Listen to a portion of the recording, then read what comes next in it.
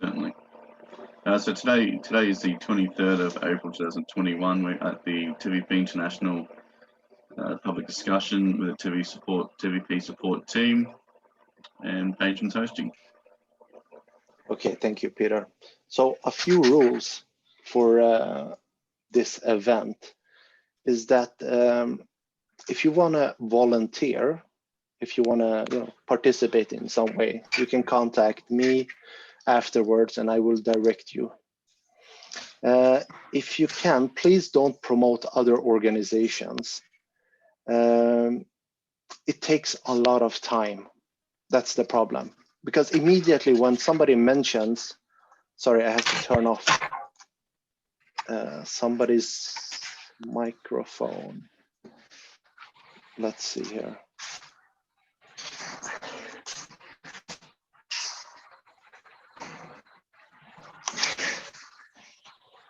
Okay, for some reason I can't mute that.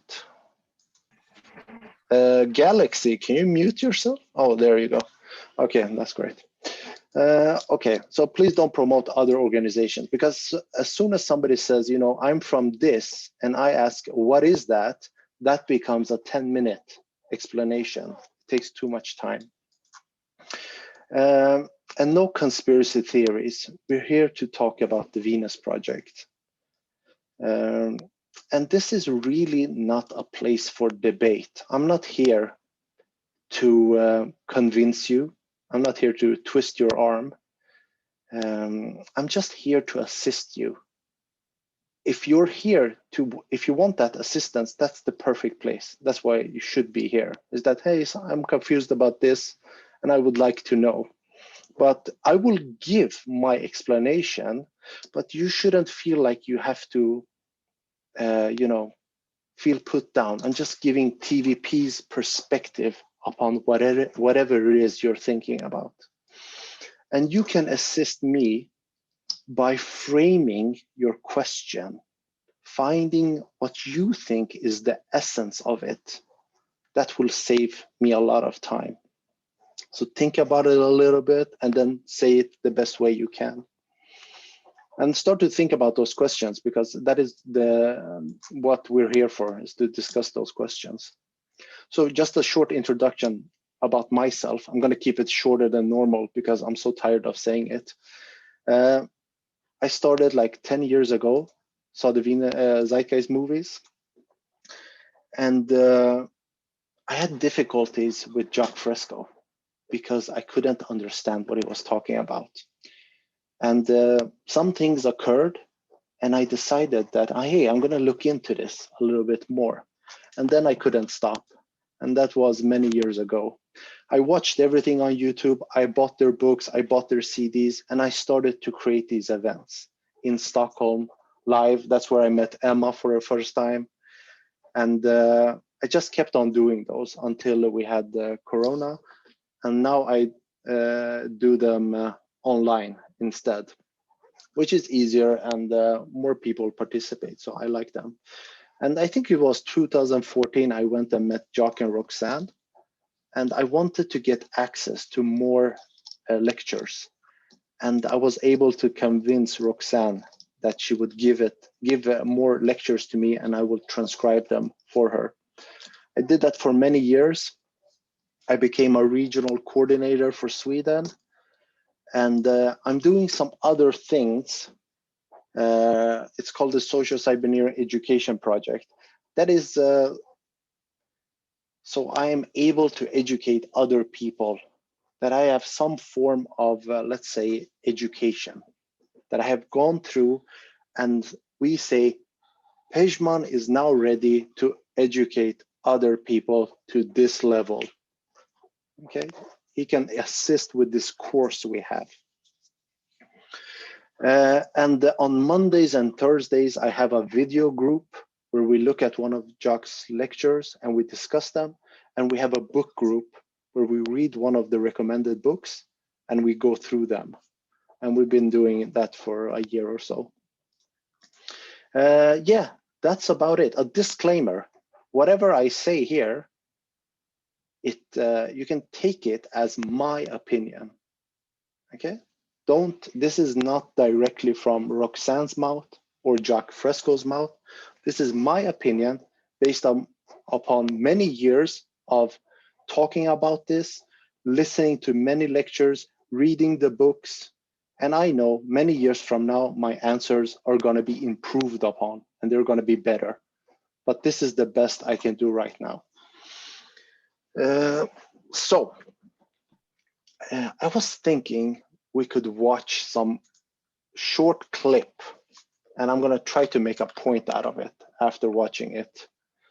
So I'm going to show you a short clip, and then we're going to talk about the Venus project. Now, have I turned off?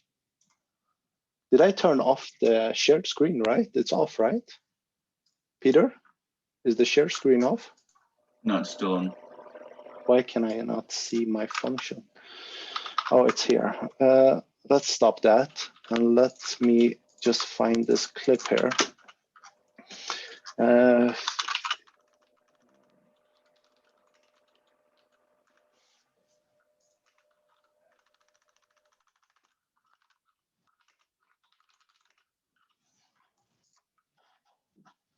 Okay, let's see here. Give me 1 second.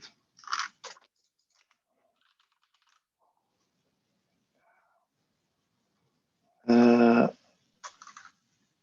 I can't find this particular one. Where is it? I'm sorry, I couldn't find that particular video. I'm gonna see if I can find it later. So let's start. So this is now an open session. Let me just say hi to some new people that joined. Hey, Rimas, can you hear me? For some reason, I can't hear you. Check your microphone. Hey, Bobby, are you there? Hey, Pejman, I'm here. How are you? I'm good. Nice to have you here with us. Thank you. Okay. So guys, does anybody have any questions? I see one here. Julio, the Venus project, okay. Did you want to go through the questions from the Facebook? Yeah, I was, let's see here. I would rather take questions if anybody has them here, but we can see that.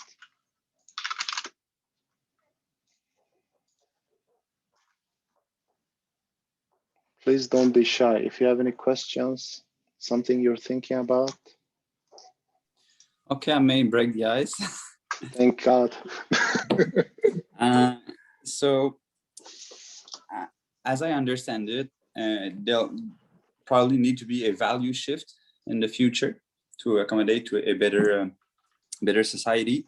So one of the things is not clear to me is, will there be a holistic value system for everyone, a basic one? That is what is not clear to me. And if so, how will individuality be a part of it? Is it too vague? Okay. No, it is no, but it is, let me say this, it is aligned with the way normal people ask questions. And I'm going to try to make you unnormal. So you are, so when somebody says that to you in the future, you have some things to think about. So for example, individual is a term used in this society, which we all understand, we're used to it. But to me, it doesn't mean anything, okay?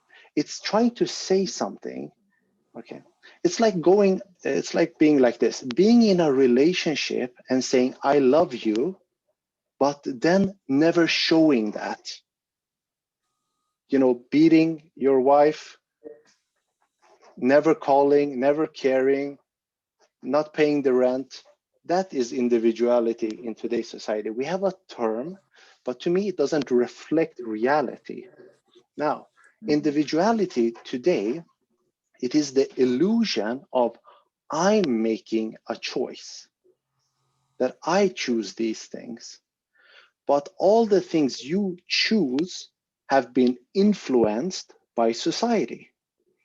So when you say, I like these clothes and these glasses, those have been influenced. So if you would see an old picture like this, if you go and find some natives, that is usually easier. And you see they have a bone through their nose. And he says, I'm an individual. You say, well, you look like everybody else. Yes, but my bone is a little bit bigger than everybody else. Okay. And when you look at people in your society and yourself, do you see that bone? You have that bone as well. But it might be many more different things. So it gives you the illusion of, hey, it's not just one thing. So individual is a term used today to get you to, let's say, buy a lot of things. Okay. In the future, when there is no need for a society to push things upon you, you don't want to express yourself in that manner. That my car looks different from you. It has no more importance. It has importance. Yeah, let me turn off your. I'm going to turn you off because I get feedback. Hey, Fotis. So the term individuality. Imagine saying to somebody, you're an individual, and you say, that's great. I want to do this and that. And the society says, you can't do that. What happened to my individuality? I want to drive backwards from my home to my work. The society does not allow that. You're an individual when you get into your house and you lock the door, and you might have to go into your own room, and then you can be an individual and do something. But whatever you choose to do in that has also been influenced by the movies you've seen, by the influences of commercials, all of those things. Let me know if you have any other thoughts about individual. Let's start with that one. Is there something else you were thinking about? Turn on your microphone. Well, what I understand is individuality today reflects our background and what we're made into by the society we live in. So at this point, individuality is not something to strive to. If one thinks to be, I would say better, but that's not the term I'm looking for. That's what I get from this. So about the part about a holistic value system, will there be such a thing, or is it considered if you want to unite people on a globally in a global stage? Let's say this. Can anybody give an example of a place where you don't want individuality, where you would feel very bothered by a person walking in and saying, I'm going to do things very differently. I'm an individual. In a spaceship. Yeah. Imagine that, for example. You know, he says you have the protocol, and he says, no. I have some special things I'm going to try out today because I'm an individual. Or a surgeon, just before he operates, he's like, I'm going to try some new things. We become very uncomfortable. The reason we become uncomfortable is because we can't predict the person's behavior. You want standardization in the areas where you are involved. He's going to fix my car. I want it fixed. I don't want to come and see other things on it.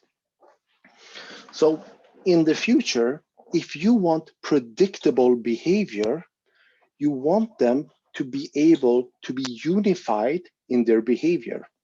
Now, it seems like that's a very bad thing because we have been brought up to think that it sounds like everybody is being controlled. First off, you are controlled today. If you live in a society where everybody is functioning, that means that they have been brought up to have a way of being managed, that they don't do things differently. In Sweden, it's very like that. It means that they are controlled in a way that nobody has to really work on you, constantly monitoring you, because we have been brought up to have certain values and we stick on a straight line. but we have the illusion that I want to be on this line. Now, the future, the value which you had a session about on the orientation process is the scientific method. That is the way of getting uniform behavior, because the way they look at the world in the future is similar. That is what unifies them. So when somebody says this metal is very strong, he says, how do you know that? And he doesn't discuss it with you. He puts it in a machine and it pulls on it and they say, I see the result. But there is less talk, more demonstration. And communication to us is a problem because a lot of us talk, but we have no way of being uniform in reaching decisions. Therefore, the more we talk in today's society, the more we create problems. That is what the internet is. It gave us the opportunity to speak with the world, but we have no unified way of speaking to each other. And therefore, you have a lot of back and forth. A lot of those people are very weird. We are right. But engineers and scientists that work in particular fields have a way of speaking to each other where they can remove that gap. And that is the uniformity of the future. That is the whole thing about the Venus Project, is that method. Now, to continue on this, a lot of people know about this method, and they know about many other things which we will take and use in the Venus Project in the future, in a resource-based economy. We will take these things. They are very useful. They are very appropriate. But even these people become confused with their own tools because they have it, they know it works, but when they try to use it in today's society, it doesn't work. The scientific method doesn't always work in today's society because I can take that and misuse it. I can change the values. I can, try to get an agenda across. So the scientific method becomes appropriate when you remove the bias of, I'm going to gain something if I misuse it. You have to remove that factor, then the tool becomes appropriate. It's an as appropriate tool as we can have today, but it will become more appropriate in the future because the more accurate everything is, the better my life becomes. Did you have anything more on that question? No, I'm good for now. I'm gonna process this. Thanks a lot. The scientific method, I know you had in the orientation process. My expectation with that, when I talk about this, is that it isn't so clear, because it took me a very long time to see this tool, how it's going to be used in the future. That connection took a very long time for me to make. And I remember Jacque, that was one of my first questions to him. After listening to him for 3 years, I asked him about the scientific method because it wasn't clear to me. And I know to some of you, it's not really clear what that means because we don't use it in everyday life. And I know scientists, they are also not clear because they use this tool at work from 8 to 5. They say very appropriate, but when they leave work, they say, I'm going to vote for this person. I feel like this is correct. This person, I like him. I'm going to listen to what he has to say. And that is not the scientific method. So they haven't learned to apply that tool to all areas of life. They just use it at work. And in the future, they will use that in all areas of life. Now, do you have to be that accurate? Some people feel like that. Do you want that much amount of accuracy? And in today's society, yes, you do. if you're involved in something. If I'm going to give you a salary and I just, give you an amount and you say, this is not the correct amount. And I say to you, why are you so scientific? Come on, just go on your feelings. You don't have to be so accurate. I'm going to build your house. This is 1 meter-ish, and that is 2 meter-ish.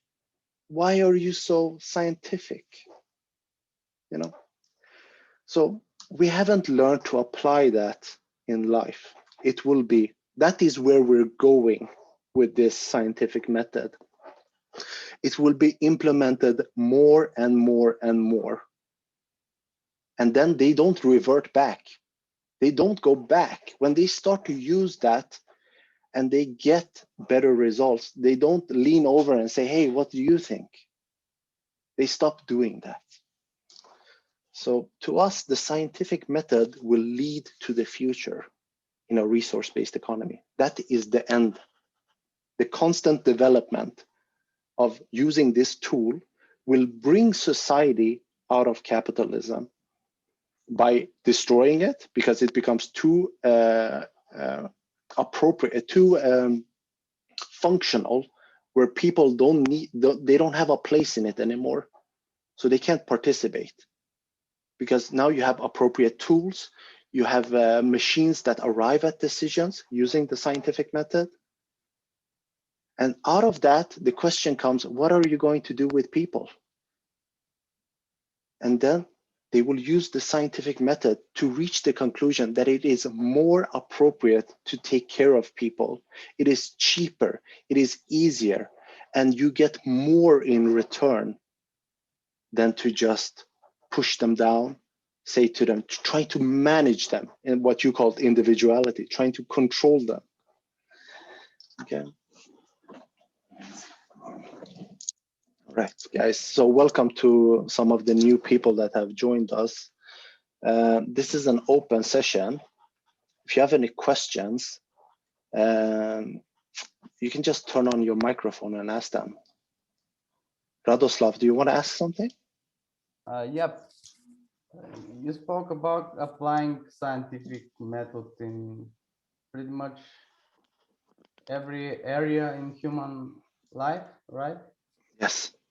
And when it comes to some technical affairs like chemistry or physics or creation of new instrument, it may be easier to apply the scientific method and to collect different data about the subject, to aggregate it, to analyze it. But when it comes to human, it seems to me that human beings are much more complex subject to analyze and study than any of our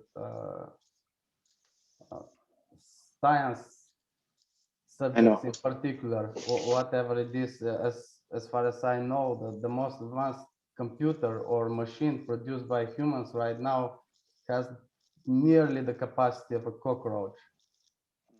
So if we compare building a helicopter or understanding the human physically, mentally, psychologically, I think it's beyond compare. Human creatures are much more complex and much harder to. Yeah, I understand. Okay, thank you for that question. That is a great question. And that is, in essence, that question, when you understand that question, you will understand what the Venus Project is about. That question summarizes everything that we feel is the problem in today's society and what is missing for the future. And I'm going to try to address that, which is not an easy task, because it really goes against most of the things we've learned. How do I address this? To us, there is no separation between people and the other things occurring in the world. The reason people feel like they are more random is because we have a random environment. There, you know, if you have, you know, you're looking at bacteria or you're looking at a rat in a closed environment, it is easier to predict. But for today, for example, somebody does a study on me and they're giving me carrots 5 times a day. And they say, you know, Pejman, he feels great, but Peter, he doesn't feel great. So is carrots good or bad? Well, there are many factors this person isn't taking into account, such as how am I feeling? Is my wife happy with me? Are my kids happy? How am I, my economics? How was I brought up to feel about carrots? There are so many factors that are not in that sequence, so the answer you get becomes confusing. The more you can control the environment, the more outcome you get. That is what a school is. They're trying to control the environment to get a particular outcome.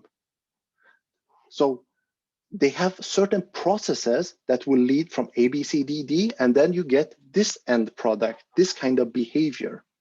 That's why you send your kids to school. That's why you go to university. That's what they are trying to get at.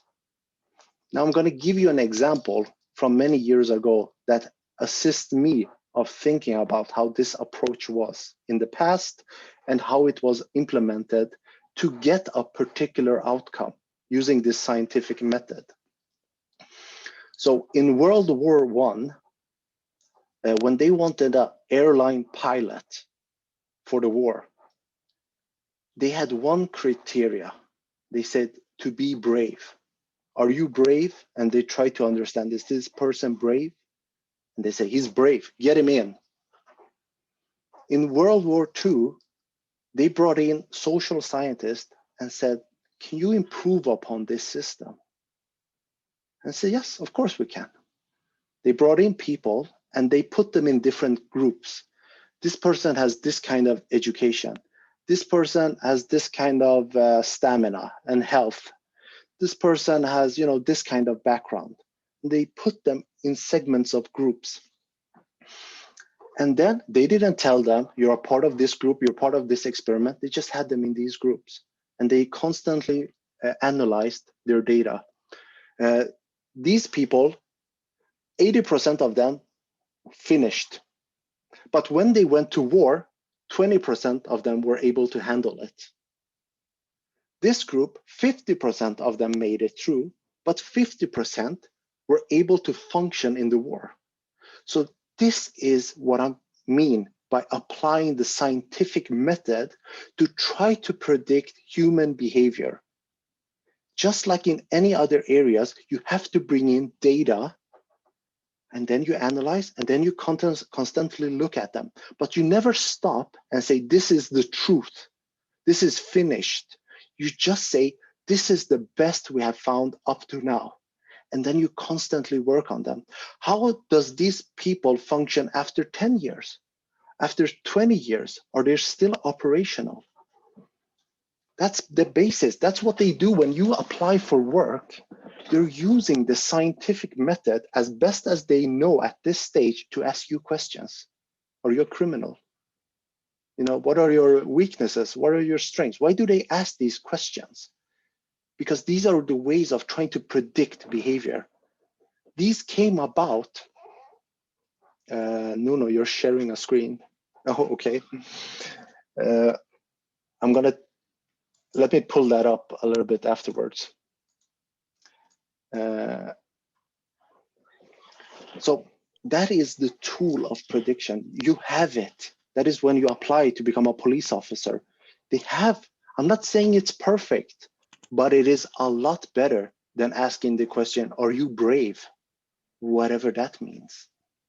So they try to work out systems. The more information they get, the more they will be able to predict your behavior. I know we feel like individuals. And the Venus Project is a great example of seeing how uniform we are. We all ask the same questions. All the questions you ask are the same questions I asked. And when I went to Jacque And I said, it was a 3-hour car ride to get to that place. And in the car ride, I was like, I'm going to ask the best questions ever. I'm going to impress somebody, probably myself more than anybody else. And when I got there, I got my 5 questions. And afterwards, there's a person there. He used to always, record these sessions. And I asked him, I said, are my questions, were they different? He said, you all asked the same questions. We feel like individual, but when you really look at it, you will be shocked on how uniformed we are. We're very similar. Now, predictions are easy. When you meet somebody, what do they say? Hey, how are you? That is prediction. Okay, let me know if that is not clear. I know it is difficult when we're not used to it. That is the essence. That is what is missing in today's society. You don't have politics in agriculture. You don't have any more. You might have had it in the past, and you have a lot less religion in agriculture. It is when we don't know what to do, we say, hey, let's pray, or I'm desperate. Whatever you say, I'm going to go in that direction because I have no idea. The future says, what data do you have? Can we get access to more data and try to arrive at a decision?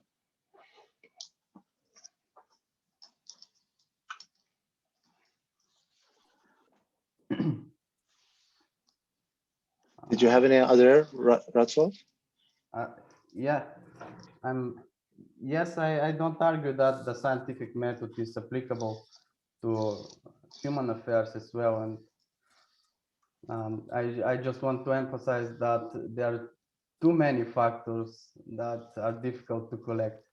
And I just would like to ask, have you tried to apply the scientific method in order to strengthen your relationship with your spouses or friends, or to make friends with somebody, or to get along with people that you usually have problems with, co-workers, bosses, etc.? I'm speaking about applying scientific method in interpersonal affairs, in I understand. The more relationships, because I believe most problems are coming from these human relationships, whether it's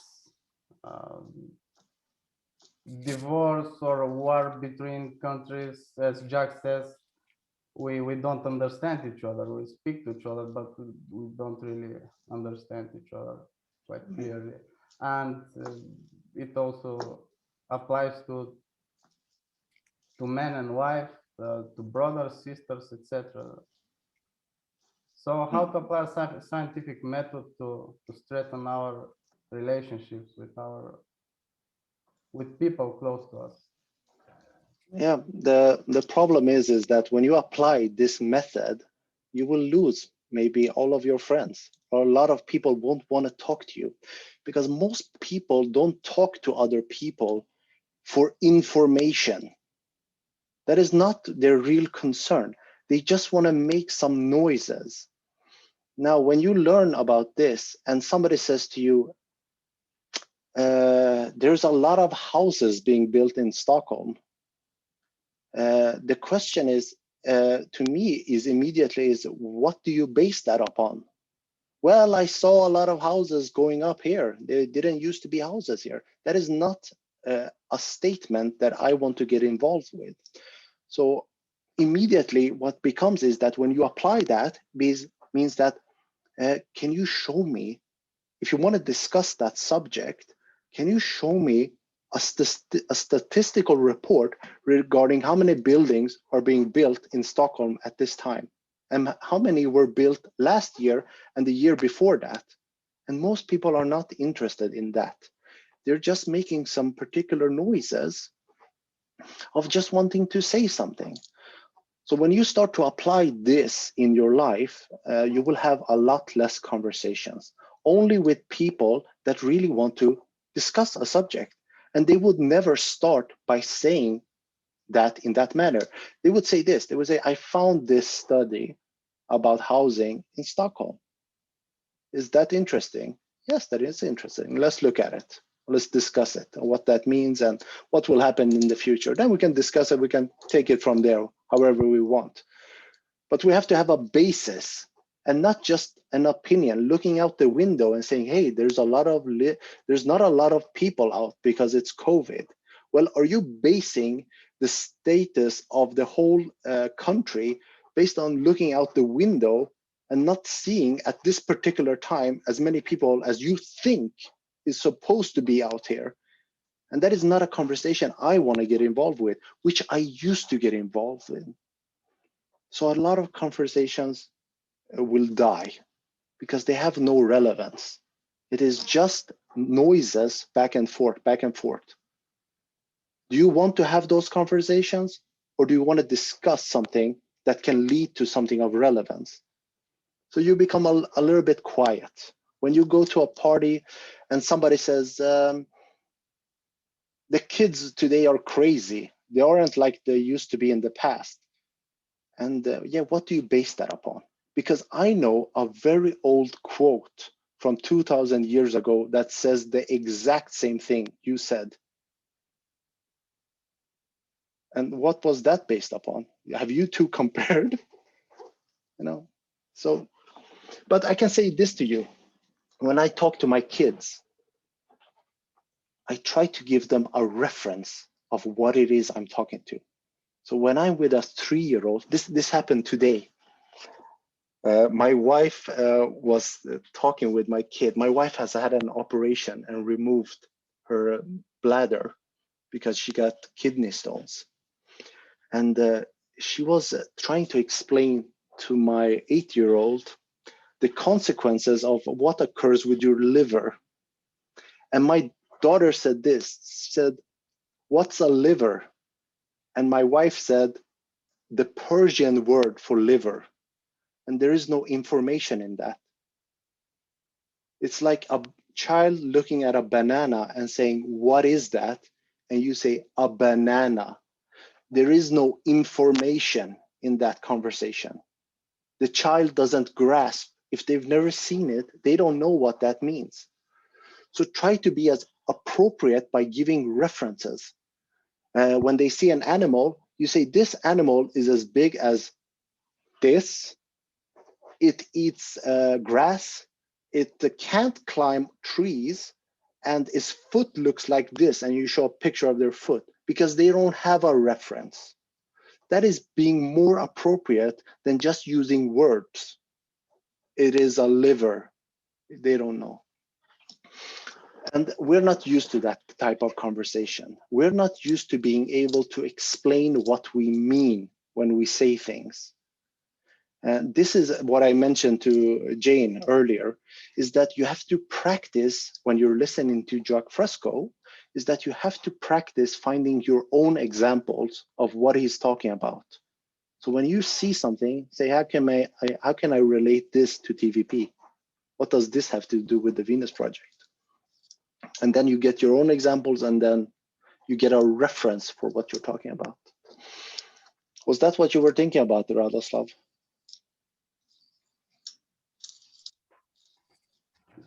Yes, pretty much that's it. And I can relate some of the last words you said with one of the books of Alfred Krusivsky. I think it's also recommended in the reading list of the Venus Project, and he very broadly speaks about the semantic of the words and how kids grasp them indeed, and from what really low abstraction level they develop the notion of every word, you know, by seeing it, by touching, by smelling, etc. But they don't understand voices or concepts or these abstract things. Yeah, that's a great book. Have you read the other ones, the Tyranny of Words and Thought and Action? No, those are simple. Have you read those? I didn't read the whole science and society. I think it's around more than 1,000 pages. I'm half the way through, and I really hope I find time to finish it. It's really very scientific, and it very resonates with the way I think. That is the most, for the other people listening, that word is about semantic, the use of language. I haven't read that particular one, but I have read 2 other books that are trying to, let's say, simplify that book, because that one is a very difficult. Stuart Chase, I think. Yes, Stuart Chase. Yes, Yeah. it's a one. So the point of, I would say, learning about language is the most, that's the first book I would recommend that you read to better understand the Venus Project, because then you will understand the problems we had with communicating with each other. We have been brought up to just use words. Words do not reflect reality. And the best way to think about it is that if an alien would come to you and they would ask you, for example, what is love? You would say, for example, if you don't know about semantics, you would say it is to care. And they say, what is caring? And it is to hold somebody. What does it mean to hold somebody? That is love. And what you have done is that you went in a circle, giving them 3 words, but no explanation. So they don't know what you're talking about. They don't have a reference. It is easier when you can point to something and say, that is what I'm talking about. Is that the perfect explanation? No, but it is more appropriate than just using word like liver. The child doesn't know what that means. And even if you point at the liver, the child doesn't know, but at least they know where it's at and maybe what it looks like. And then you can talk about the functions of that place, what it does. So that's a great book. There's a comment in the chat there, Paige, about building a city, I believe. I'm not sure, Thomas, if you want to comment on that. Yes, I have a question about the calculation, because say that it's a resource-based model. And so I'm working on since many years on this topic, and most on for the question of Africa, but can be the same for other areas. In Africa in 2100, there will be 4 billion people. How to water and feed everybody, respecting the nature in this aspect. And so I made the calculation of which size of lands we need to feed how many people, and using the water of the sea with solar to remove salt and everything.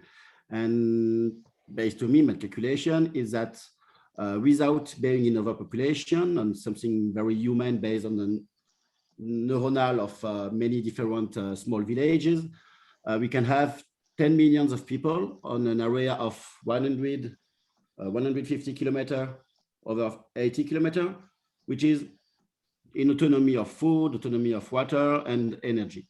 And so, but somebody is answering that's making overpopulation obsolete. I don't see the link with, it's Dan saying it to me. I don't see the link with my question.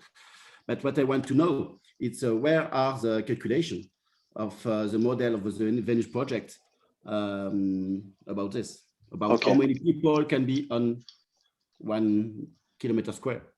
Okay, so this is the Venus project's proposal is a bit different than going, for example, have you seen these programs when an inventor has something and they go there and say, hey, I have this invention, and then they try to market it and say, hey, give me money and we're going to do this together. Okay, that is in today's society. Then you have your calculations and you say, this is what I'm proposing, and you give me money and we're going to do this. The Venus project doesn't have a fixed concept of, for example, a city. There is no fixed. There is a concept of what we would like to achieve, what will determine what we do is based upon a few things. What is the technology available at that particular time? What kind of resources do we have access to?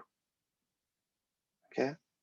And the third one is, what is the goal of the city at that particular time? If you don't have these, you can't know what it is you're going to do. It is like going to somebody saying, we're going to build a rocket. Here's a model. But there is no mission. There is no funding. There is no resources. There is no technology. They just have an idea of what they want to do. It is when you have funding or resources, then you look at that, and using that, you determine what you can create. But if you don't have it, you can do calculations, but they are obsolete immediately, because as soon as you implement it, you will have to look at what is available. Oh, we don't have this and that and that and that and that, or we have 100 times more than what we had in our calculation. So the models you see are a concept from one person. When you get funding, you will bring in appropriate people, and maybe the city will look totally different, or it will look exactly as what Jacque Fresco has done. Is that clear, Thomas? Or do you feel I'm maybe missing something? That's it's a concept, but at the moment it's the concept has to be prototyped and implemented in the time of now. And for me, I think that the idea is to develop this and also to have these areas without the notion of money, with a good level of educators, teachers, to have a good education system, to have some good hospital and healthcare system.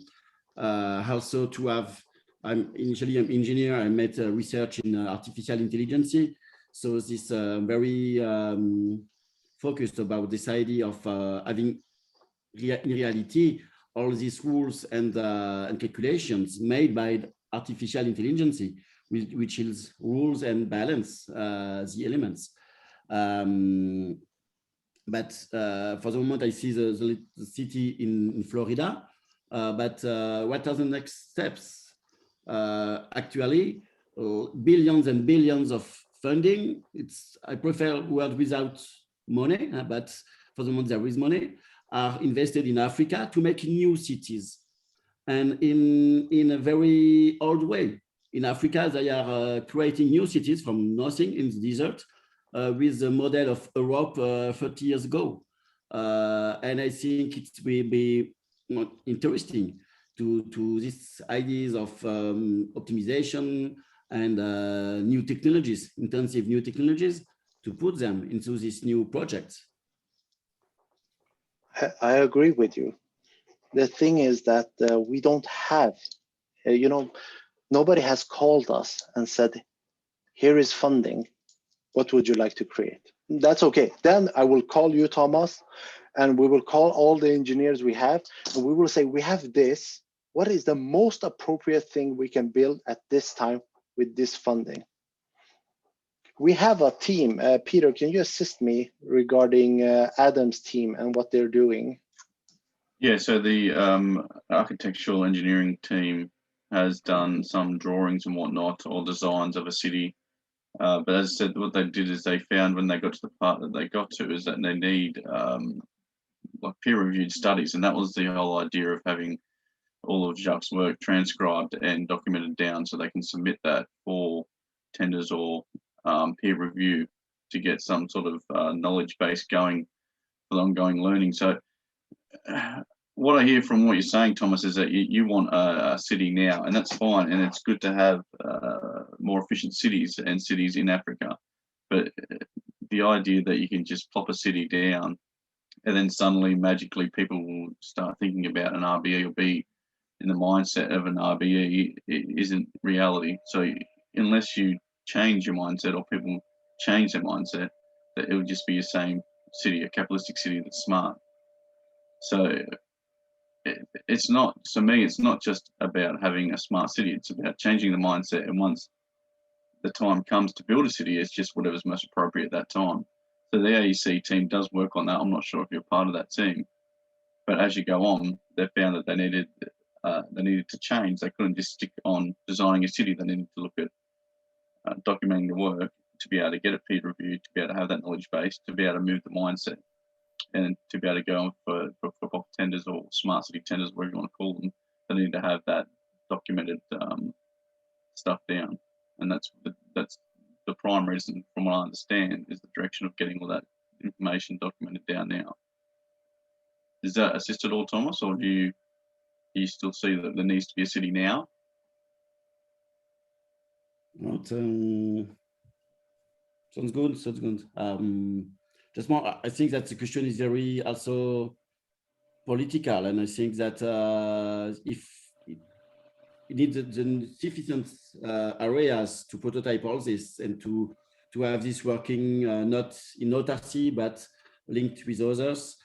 And I think that one key is to have a country, to have government of different countries saying, okay, this big area which is wide, do you project this, prototype something new here, go with creativity and other ideas. And so I think it's important to go into the political, actual, real of the world of today, political power, and to be able to have the areas and resources to make more cities. I would agree, yes, that it'd be good to have that. But as I said, as Pajman said, there's no one coming to Roxanne or even TVP and saying, this is what we can offer you, or this is, you know, here's your land, or here's the resources to build what you can build. You know, and they've reached out, I know they've reached out to many different countries and whatnot. The issue obviously with Africa is corruption and some other major issues. But yeah, if any country come to TVP or Roxanne and said, we offer you this amount of land and these resources to build, you know, this city that you're talking about. Not necessarily Africa, France is also possible. Also in France, we have a lot of modifications of power actually with a lot of ecologists who are very sensible to this kind of project. So there are some opportunities, but we'll have occasion to talk about this later. Yeah. What we need is that we are not dismissing anybody. What we need, for example, Thomas, if you have any contact with these people, we need somebody that mentions it and says, contact these people. We have no problem with your suggestions. The problem we have is that we don't have those contacts. Nobody asks us, would you like to do this? We haven't had that question. So yes, if you have any of those, we need that. That's the assistance we need. Let's continue with this one. I want you to think about the cities, just one bit about the cities, is that the city is a shell. What is inside of it? That's what we're interested in. So even if we're brought into the future, you know, we go to sleep and we wake up there, is it still capitalism, but it looks like Jacque Fresco's buildings, but they have the same values? Then it's not the future we're talking about. Then it's just a shell, but the game is the same. We're interested in the game. And when you change the game, that's when the new world, the new cities, those will be implemented. You can go the other way around as well. We don't protest that. If you have that, assist us. Okay, so Kelly, do you want to read that question? If you have a microphone. Hey, yeah, sorry, I couldn't find the microphone. Can I just ask you, Kelly, where are you from? Yeah, Canada. Have you been to these sessions before? No, I always miss them. Well, I shouldn't be in it right now. I'm supposed to be working. Just figured, what the hell. Great passion then. Then I'm not going to ask you more. Is it okay that you speak? Yeah, sure. Yeah, sure. Can I just ask you, how much material have you seen about the Venus project? Oh, it's hard to quantify, but I've watched many things many times repetitiously. That's great. Have you read any of the books? Oh, okay. All right, Kelly, how would you frame your question if you say it again here? Okay, well, are you familiar with that lecture Fresco Yes. did with competent democracy? Okay, Yes. where he starts off saying people wonder if it's going to be a participatory democracy. Yeah. Right? A lot of people think that they're going to have some vote on how things work around them in a TVP city. Yeah. Okay. And so that's not true. So there's competent democracy is about like if you're passionate or concerned about something, you're willing to go like do stuff about it. So then you're welcomed into like a circle of the leading experts with all of what they have. You're basically a learner until you've proven yourself competent enough to be, you know, like there's basically competency testing in an area, right? And so the doctor doesn't like look at the flowers and say, hey, gardener, you know, these shouldn't be like that, right? So like the gardener's working and the doctor doesn't say, you know, you're cutting the stems too close or something like that. The doctor can make a recommendation, but it's like the doctor doesn't have anything to do with those kind of decisions. It's just the landscape artist.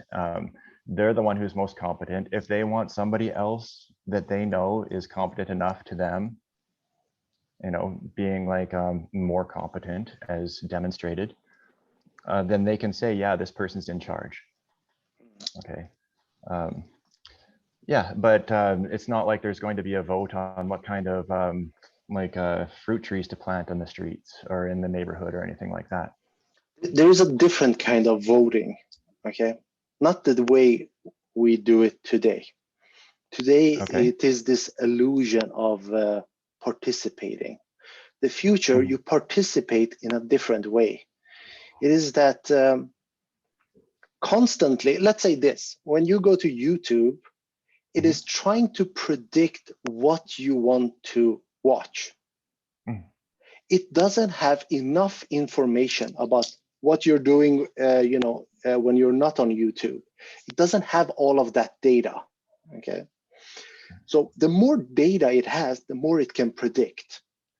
The future cities have your data not to abuse you, but to assist you. So they say a lot of people are going in this direction. They want to take more pictures. So you're voting by your activity.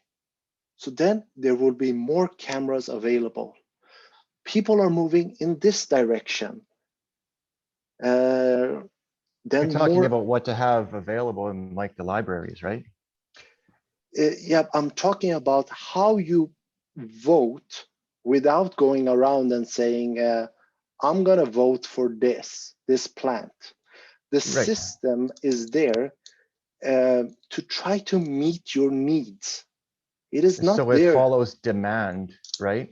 Yeah, your participation in it and what the goals and agendas of society is at a particular time, that's how you vote.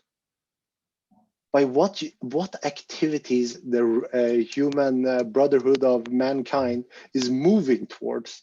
That's how the system, because imagine having a resource-based economy, a city, and it looks great for us, and then everybody inside it is depressed. And they're like, it's just white everywhere. Oh, I'm dying. What is this? Then you don't have a functional city. So you have to constantly monitor how are people interacting with the city. Are they just sitting at home looking at the wall and not even eating because it's not a functional city. So the city is trying to constantly meet your needs, not for the gains of a particular company or a person, but to improve you. How it's like this. It's like imagine somebody coming to you and say, what can I do for you? How can I assist you in your journey through life?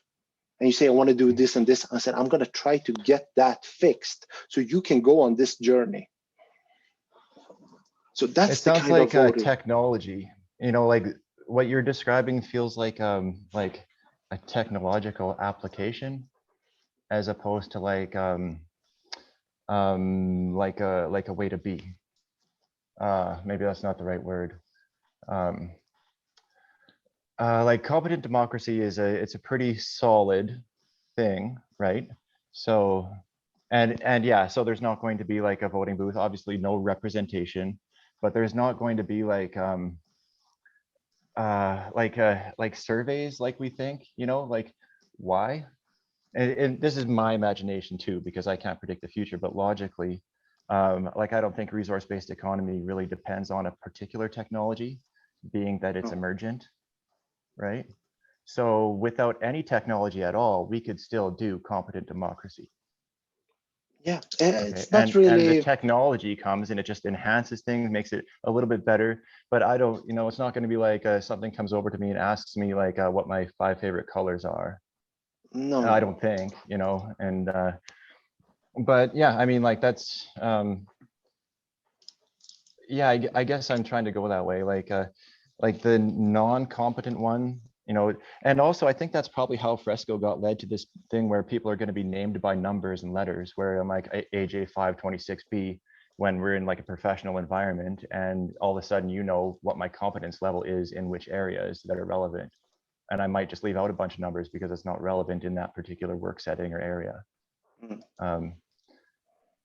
Yeah, but then obviously these two people interacting, knowing each other's names and what they're competent in and how competent, the lesser one on one area doesn't tell the more competent one anything, unless they were asked a question or they have an observation that, you know, is relevant. But it's like there's no opinion. It's like, do you think we should go left or right? The more competent one doesn't ask for that kind of feedback from the less competent one. Yeah, it's more like this. The person in the future, all doors are open, but you don't step into all doors, because Right. when you go there, that is not your place. Mhm. You know, it's open, but you can't participate because it's not your field. And people have been brought up to know their field. And when they're there, nobody would ask them, and they wouldn't feel the need to Right. participate in an area where they don't have any competence. Right, unless there's something has them deeply concerned, right? And they're like, well, I have to go learn about this stuff. So then they become a learner in that area and behave accordingly. Yeah, it's like this. It's like if I'm concerned with an area and I go into this field, a system will give me where am I supposed to be regarding this? And if they say there is no place for you at this time, they might ask, I'm really interested, could I just observe? And I'm going to stand next to the people handling it and say, now I'm just making up something, but say, if you want coffee, just let me know, you know, because what you're working on, it's a pleasure for me to just be here. If I can assist you in any way, because the person that is working and the person that is bringing the coffee, there is no more gains. There is no more status. There is no more applause or a higher income. Right. So when you find these people in their particular areas, it's because they really want to be there. Right. Yeah, so totally. The competence democracy is not in battle of, hey, look at what it says here. Right. So you have that system. There is no people fighting. just know it. Right. The people just know it. And could you imagine, like I've had this experience in college before where an instructor said something, about half the class understood it. The person who was asking didn't understand. He couldn't communicate or understand well or something, like had some problem. And then, so he's like, he says to the teacher, so what you're trying to tell me is, and I'm like, oh, and I could just predict that. I could just knew what the teacher was going to feel right when he said that. And all of a sudden the teacher got a frown on his face and he's like, exactly what I'm telling you is exactly what you should be hearing. You know, he's like, you know, the student doesn't tell the instructor what they're trying to say. Yeah. It's like the instructor, when a learner goes to an instructor and says, no, no, no, no, no, the instructor's going to be like, get out. Yeah. Right? The way we learn is that when we communicate, is that it is my responsibility here to get my points across. So in the future, the person that is instructing will take the responsibility, and they will, you know, when you say your name, A, B, G, D, D, that means that I have to lower my level to a way that you can relate to what I'm working on. If you want to search knowledge and I want to share with you, I have to take the responsibility of lowering what I want to say to a level that I'm communicating with you. Right, and the numbers will definitely help people predict, like determine how to communicate with anybody. Yeah, and for those people that maybe don't know what that means, is that in the past, our names had something to do with what we did. So Baker was, you know, the guy that made bread. He was the baker, and then it became his last name. Or Smith, that was the guy that made the, you know, the swords and things. So that name, you know, where is Smith? It's that guy. He does. You don't have to tell me. I know what he does. In today's society, our names doesn't have any meaning. You just know that my name is maybe from our Arab country, but you don't know anything about me. So in the future, you use all of these things to make, you know, to save time, to communicate. This is what you know, these are my interests. You know, imagine instead of asking you, what do you do for a living? I just say my name and you have all of that. You know, my interests, exactly. You know, what a time saver. But if you feel like that is weird, that is the things that we have been brought up to feel like a name should be a name. I don't think people that come here have difficulties with that. Maybe some do. But a name is just something that we have been brought up in today's society. That's what a captain is. When he goes to the army, he's a captain. And he likes that name. He says, yes, captain, sir. You know, that is his name. That is his status at that particular place. Yeah, it's the professional workplace setting. So, you know, in Sweden, we don't call our professors professor. We say, hey, Steven. Yeah, same here. So I work with hiring professors, and I have to always remind myself, dear professor, blah, blah, blah, dear expert. But in Sweden, it's like, hey, Steven, hey, over here. I want to talk to you. So those are the things we've been brought up with. In the future, you will have a different way of naming yourself and other people. Yeah, and that name isn't fixed. It is constantly changing with how you're changing. Yep, that's right. I agree with that. All right. Did you have anything more you were wondering about, Kelly? Probably nothing that's like too TVP specific, I guess. Yeah, no, I just think, you know, people about that competent democracy thing, you know, people are like, oh, I'm not going to have any say. It's going to be like a dictatorship, right? And that's not the case at all. And so people have to just get over that and accept competent democracy as the way to be in Venus Project, in RBE. That's just the way it will be naturally. But as soon as somebody fails to be act in like according to competent democracy in a TVP city, that's when the TVP city is becoming toxic and is going to have troubles. Yeah. First off, quickly, yeah. Sorry, just quickly. Sure. Instead of people don't need to don't need to just be told this is competent democracy, and that's why I think we'd be better off for them to understand the reasons or the mechanisms behind it rather than just be told it. And if that's the case, then you're generally going to have less issues down the track or in a TVP city because you understand, okay, this is the process, this is why this is in place. You know, this is why I can't go into an airport and start flying a plane because I don't have the competencies in that area. You know, this is why I can't go into hospital and start surgery because I don't have competencies in these areas. You know, they understand we don't want to go and design or build cars because I don't have I don't have the knowledge to do that. You know, and if I do want knowledge, yes, you have access to get that knowledge. But to me, there'll be a lot less confrontational issues because people understand that rather than just be told this is a competent democracy. That's it. You got no other choice. It's having that I guess it's, understanding. I know what you're saying. I just think there needs to be a distinction between that and participatory democracy. I've seen people be into the whole resource-based economy concept for a long time and then find out about competent democracy and that it's not participatory, it's not liquid, it's not like whatever fancy new kind of democracy it is.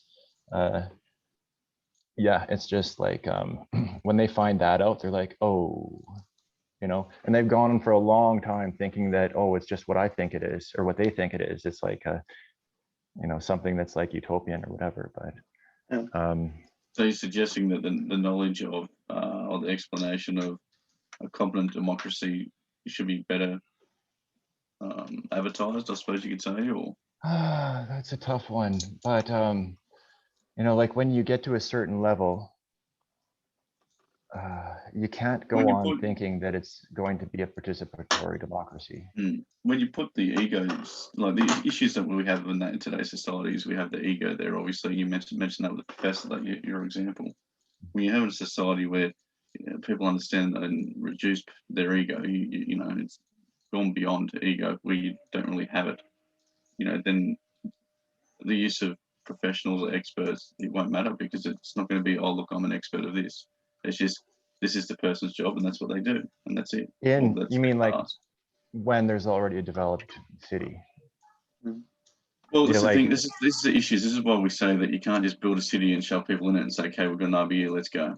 The mindset has to be developed before you go into there to reduce the likability of these issues happening.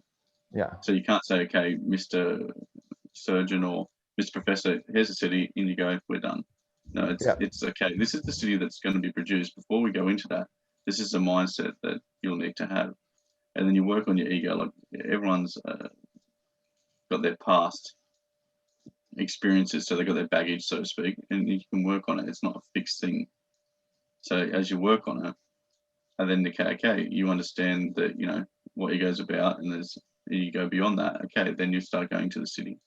This is why the mindset is such a crucial thing, rather than just building a city and putting people in it. You can't do it. That's why Fresco even said, if he had $1 billion or $10 billion, he wouldn't jump out and do a city right now.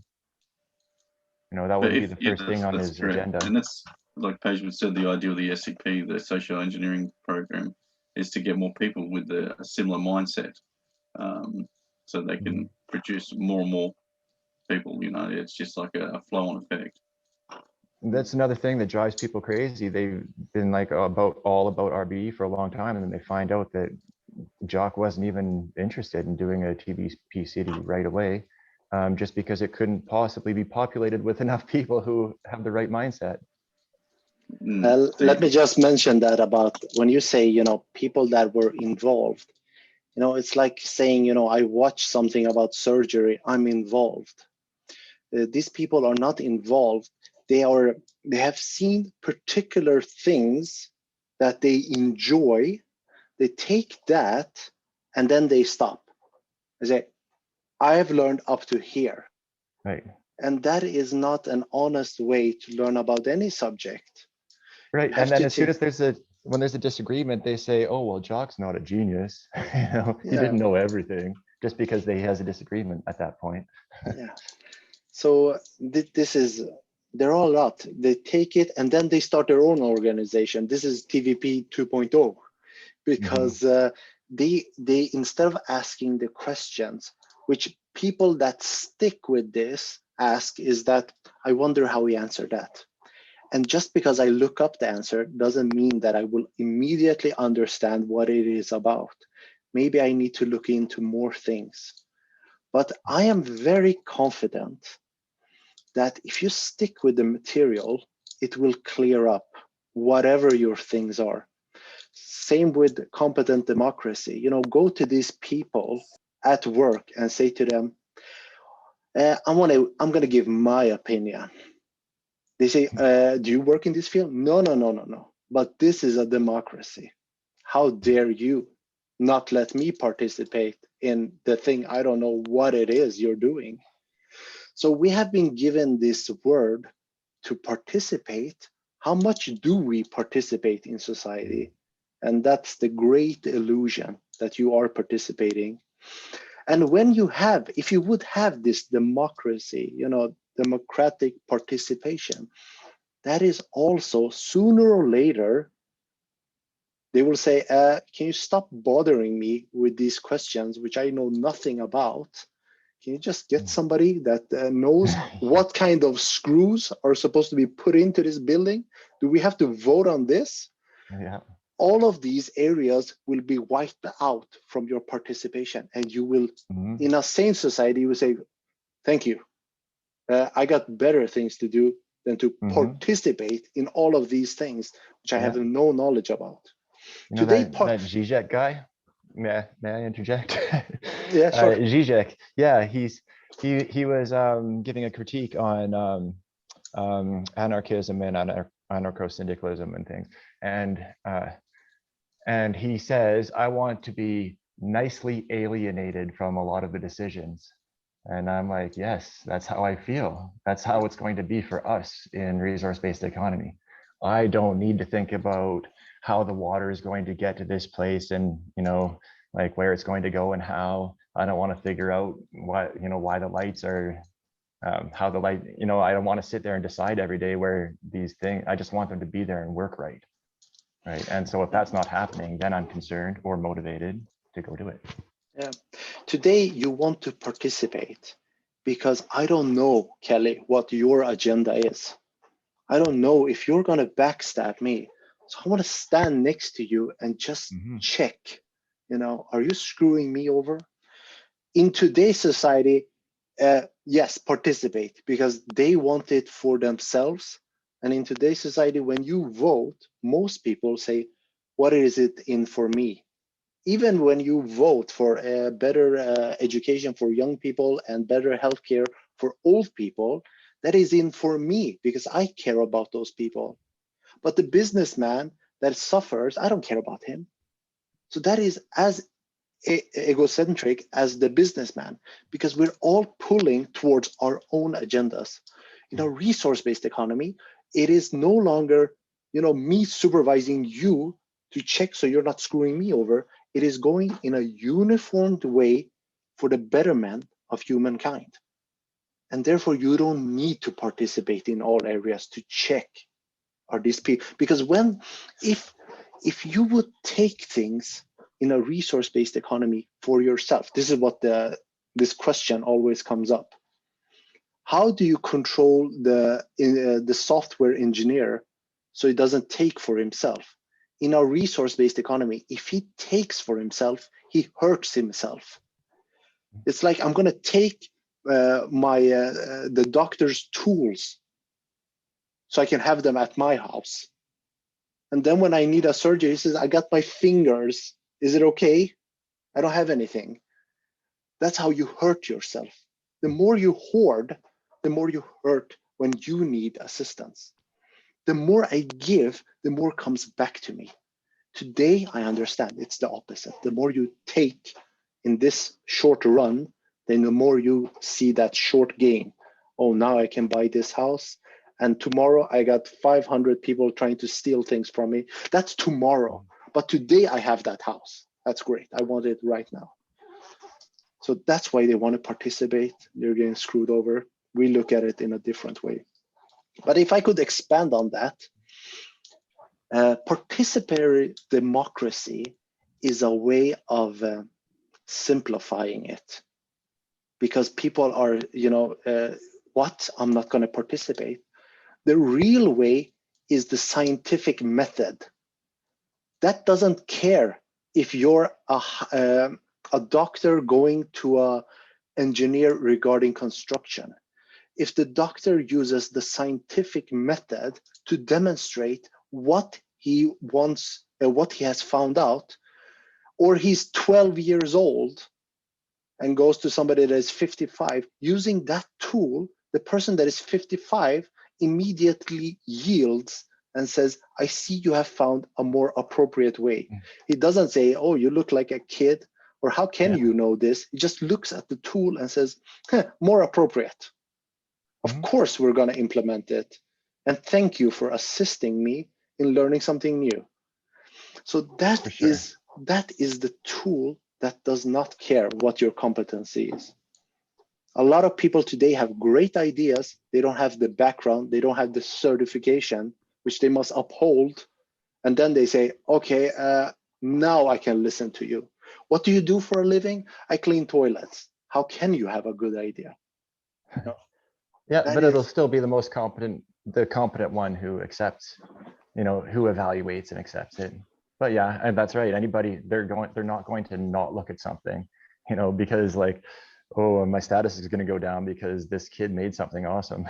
Right? But So in they're not saying going to that, neglect if it. the guy cleaning the toilet has found a better way or has decided to study on the side and they take that into account, you know what I mean? As I said, I think the ideas that will go into like a computer or a smart AI, and it doesn't matter on your position yet if you're most competent in that area, but you can become competent in that area. Just quickly, there's another question from Dan in the chat about resources in the city. Sorry. Yeah, I met someone on Facebook that believed that a resource-based economy won't work if they don't have enough resources. Oil, your thoughts? The resource-based economy, what we're proposing, has nothing to do with what is available.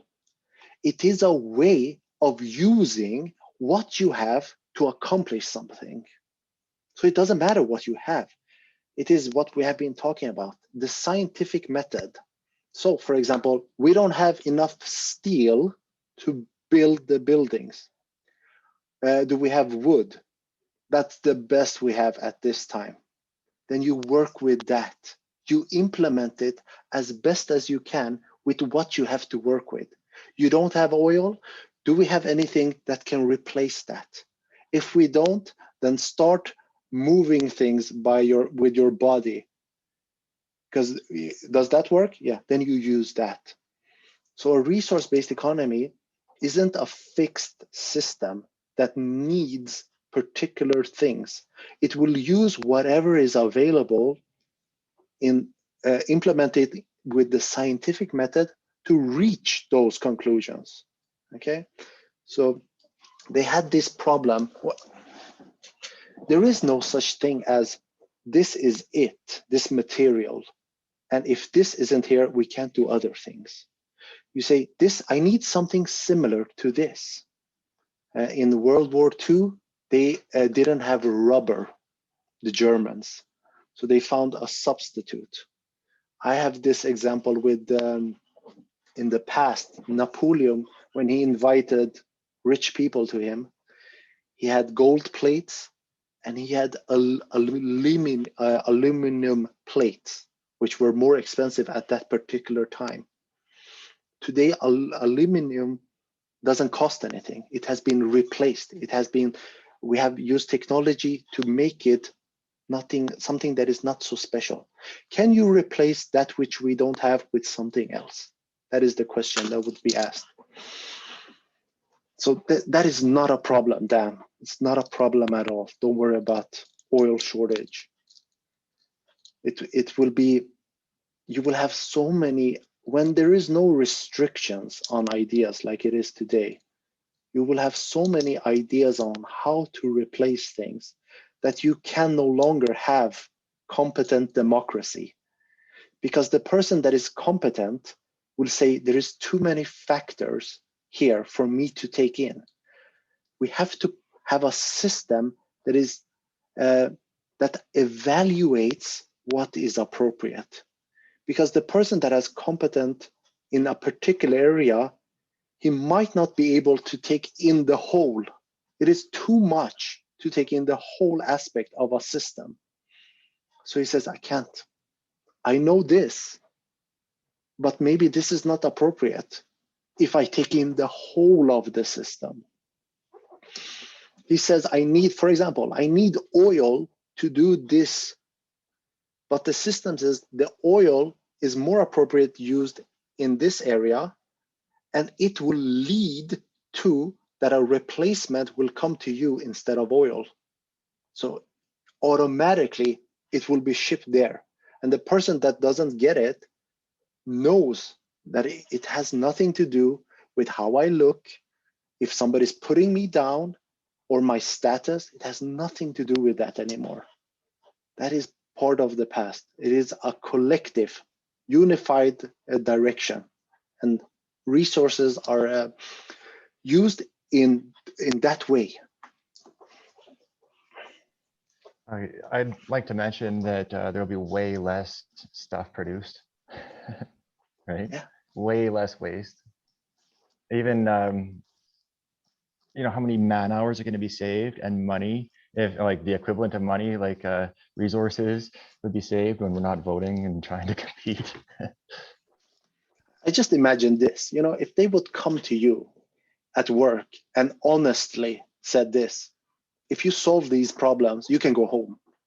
You will get your salary, no problem, until the day you die. Just solve these problems, collaborate, solve them, and you're free to go and do whatever you please. Can you imagine the collaboration? In today's society, when there is improvement, you're hurting people, because now the person is sitting there in Amazon and saying, hey, this machine looks great. And yes, it's saving my back, but it looks like I'm going to be losing my job.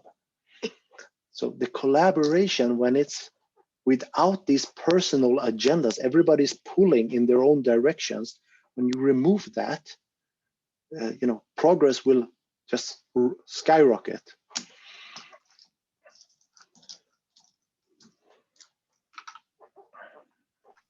Okay. I like the example. Thank you.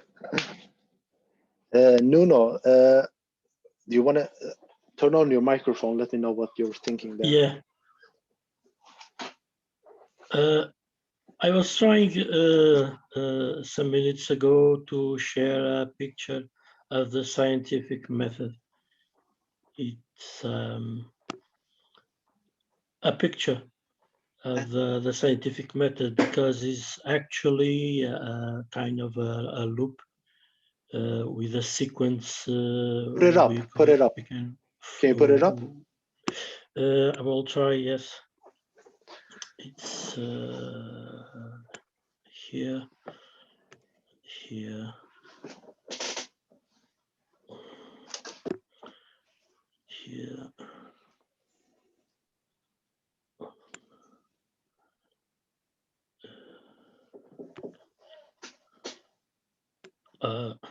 Just a minute. This is it.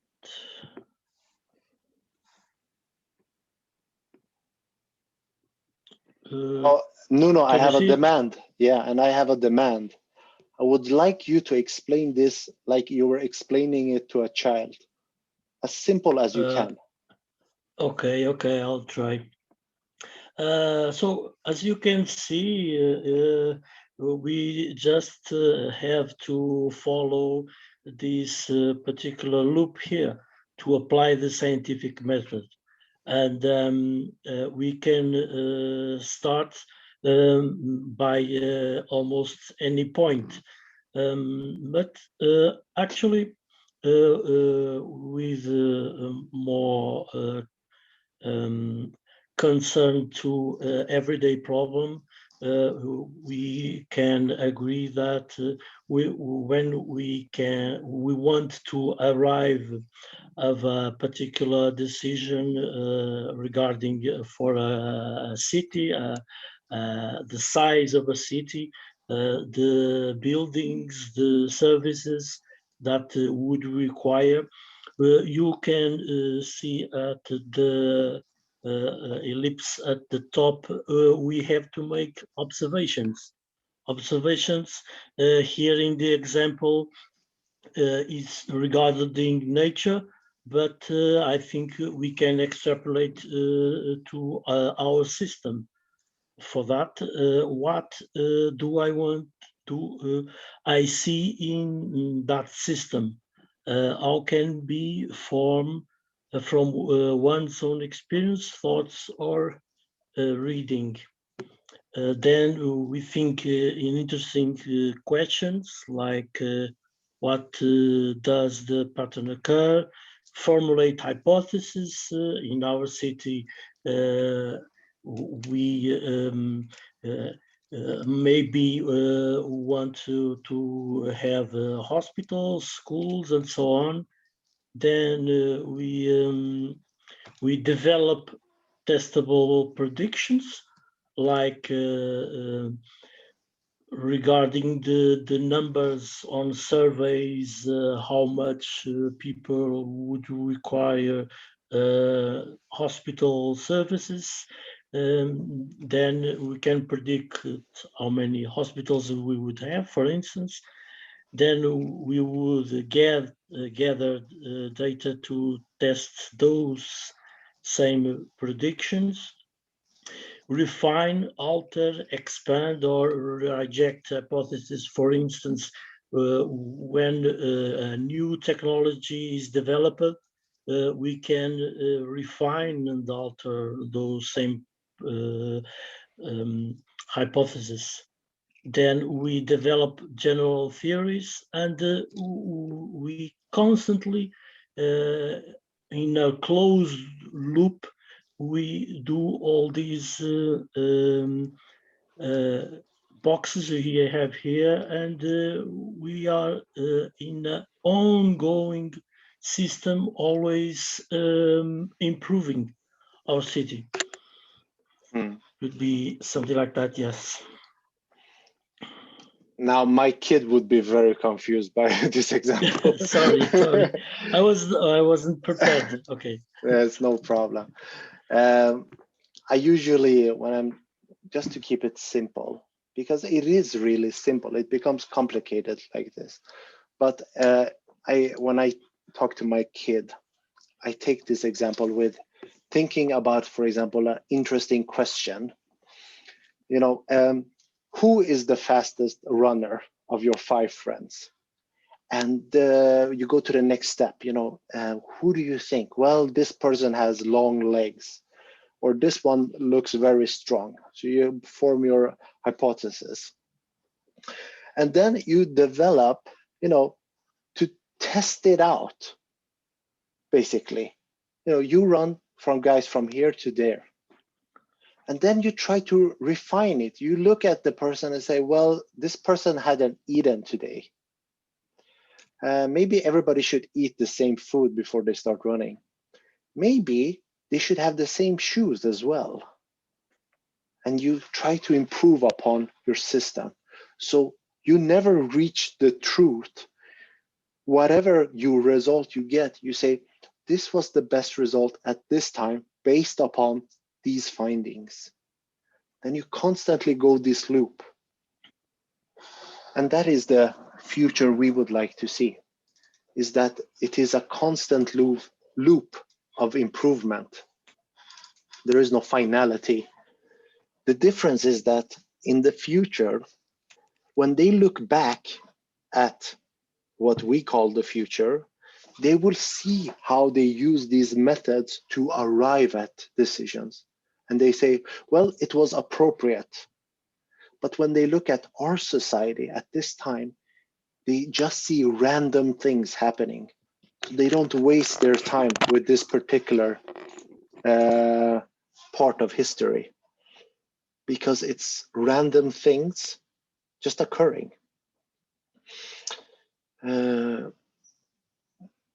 Okay, for the new people that are here, sorry, I haven't noticed, but if you have any questions, you can just ask them. What we're doing here is like an open session.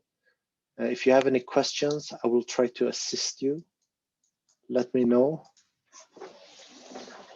I think we can take one more question and then we can finish it for today. It's been almost 2 hours. I was wondering, Bejman, what do you think are the goals we need to focus on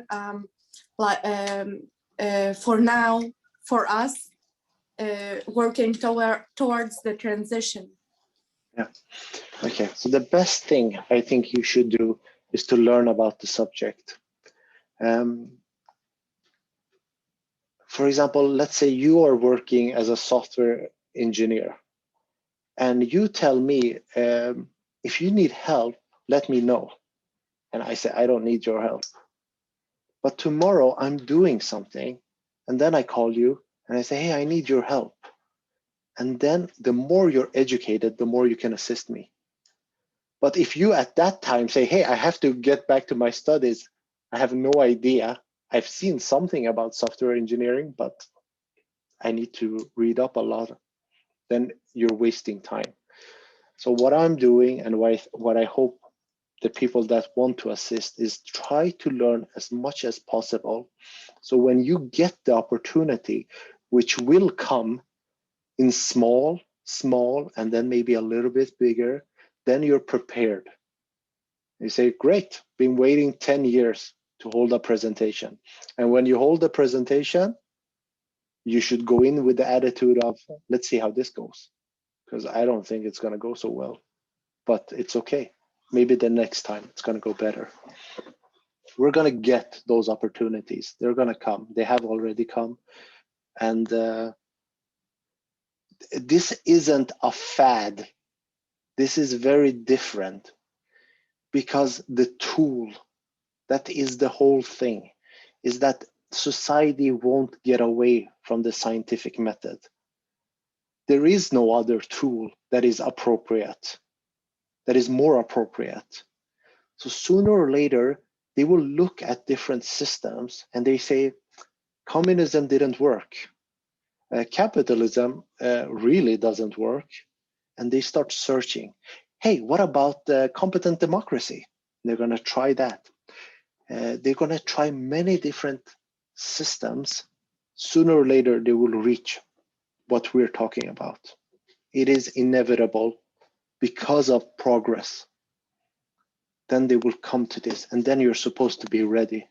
So that's the best thing. Don't go and pull on people and say, I found the light. Let me show you the light, you know. Don't bother people. They will come when it's appropriate for them. You can assist them.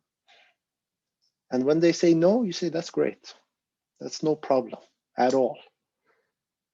So that's what I think you should do. Learn as much as you can.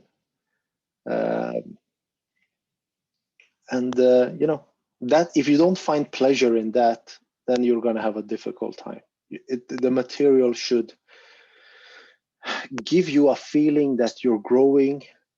You know, that's what I feel when I look, you know, 2 years ago. I never reflect on my personality from the past, because there is nothing of significance.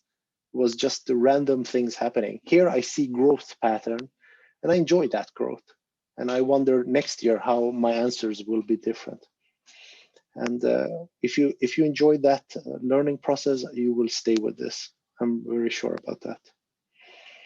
Okay. All right. So if we don't have anything more, maybe we should round it up. Okay, guys. Thank you for coming. And I see you again maybe in 2-3 weeks from now. All right. Thank you very much, Pejman, Thanks, for Ayman. the session. Bye, everyone. Thank you. Bye.